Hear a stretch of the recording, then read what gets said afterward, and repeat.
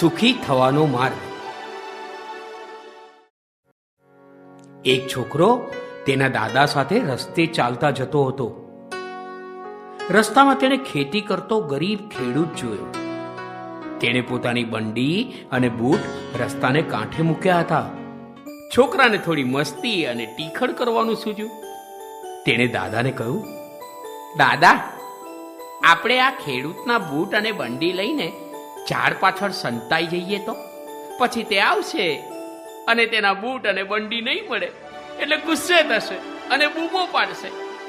તેના બદલાયેલા હાવભાવ જોવાની ખૂબ મજા આવશે. દાદાએ કહ્યું, વાલા દીકરા, કોઈ ગરીબની મશ્કરી કે હાય ના લેવી. તું સુખ સગવડોમાં ઉછરેલ છે અને ગરીબના નિસાસા કેવા હોય છે તેની તને ખબર નથી. એના કરતા એમ કર, તું ગરીબ ખેડૂતના બંને બૂટમાં 5 રૂપિયાનો એક એક સિક્કો મૂકી દે. પછી આપણે ઝાડ પાછળ ઉભા રહીને જોઈએ શું થાય છે. છોકરાએ દાદાના કહેવા પ્રમાણે 5 રૂપિયાના સિક્કા પેલાના બંને બૂટમાં મૂકી દીધા. દાદા અને પૌત્ર ઝાડ પાછળ કોઈ જુએ નહીં તેમ છુપાઈ ગયા. થોડા સમય પછી એ ગરીબ ખેડૂત ખેતરમાંથી કામ પતાવીને બહાર આવ્યો. તેણે જૂની ફાટેલી બંડી પહેરી અને એક બૂટ પહેરવા જતા તેના પગમાં કંઈક કઠણ વસ્તુ ખટકવા લાગી. તેણે બૂટ કાઢી અંદર જોયું તો એક 5 રૂપિયાનો સિક્કો મળ્યો. એને આશ્ચર્ય થયું. સિક્કો હાથમાં લઈ તેને જોવા લાગ્યો. પછી આજુબાજુ બધે નજર કરી પણ કંઈ દેખાયું નહીં. પછી બીજો બૂટ પહેરી ચાલવા જતા તેમાંથી પણ એક સિક્કો મળ્યો. હવે તેના આશ્ચર્યનો પાર ન રહ્યો. તે વિચારવા લાગ્યો કે આવી નિર્જન જગ્યામાં કોણ આ રૂપિયા મૂકી શકે.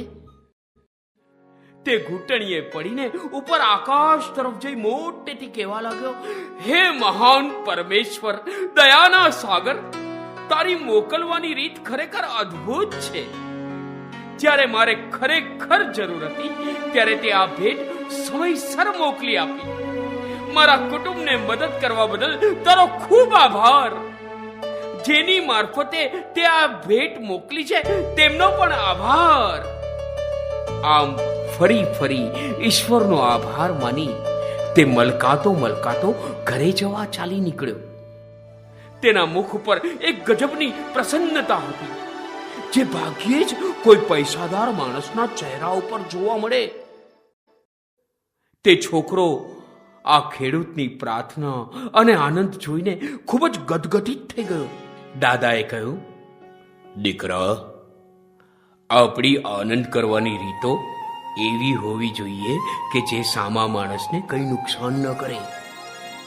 તે બૂટ સંતાડી દીધા હોત તો માણસ દુઃખી થયો હોત અને તારી ઉપર જે આશીર્વાદ ઉતર્યા તે તને કદાચ ના મળ્યા હોત. સુખી થવાનો એક માર્ગ બીજાને સુખી કરવાનો છે. આપણી જિંદગી એ ઈશ્વરે આપણને આપેલી મોટામાં મોટી ભેટ છે અને આપણે જે બીજાને આપીએ તે આપણી ઈશ્વરને ભેટ છે. બાળ મિત્રો, મળી ગયો ને તમને સુખી થવાનો સાચો માર્ગ? તો હા, હવે એ માર્ગ પર ચાલતા રહેજો. પ્રમુખ સ્વામી મહારાજ પણ કહે છે ને કે બીજાના સુખમાં આપણું સુખ છે, બીજાના આનંદમાં આપણો આનંદ છે અને બીજાના ભલામાં આપણું ભલું છે. જય સ્વામિનારાયણ. સુખી થવાનો માર્ગ.